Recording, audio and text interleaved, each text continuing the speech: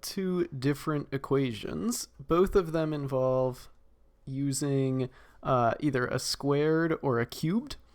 In this case, we've got a squared one. I'm going to add 5 to both sides, which gives us 3x squared equals 27.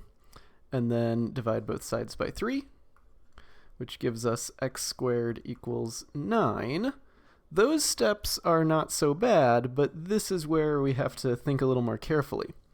The obvious thing is, this is literally saying what number when you square it gives you 9, and we know that there is a number, 3, that when you square 3, you get 9, because 3 times 3 is 3.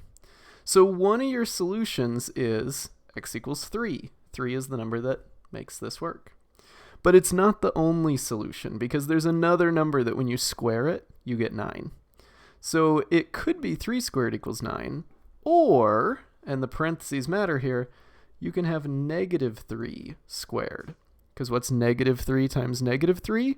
Well, a negative times a negative is positive 9 as well. So this is another way to get 9, and so negative 3 is also a solution. So we say x equals 3, or x equals negative 3. And if you were doing this like on a test, you might sort of box both of these just to say, hey, either one of these x's, you can try it. If you plug it back into the original equation, it will give you 22. So those are both solutions that work.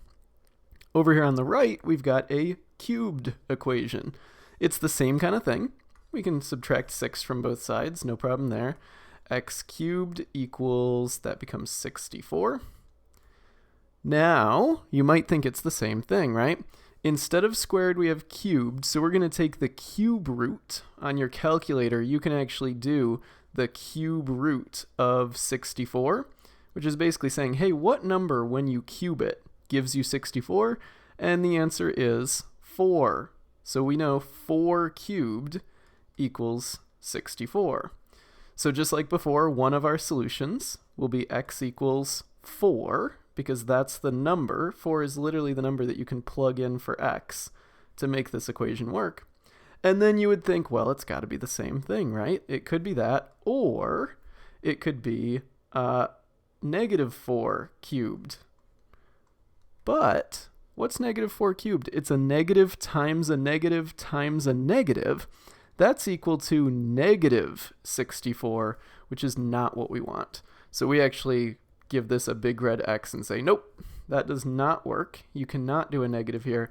This is just x equals 4. So the golden rule is, when you have a squared, it's got 2 solutions, almost always. When you have a cubed, it has 1 solution.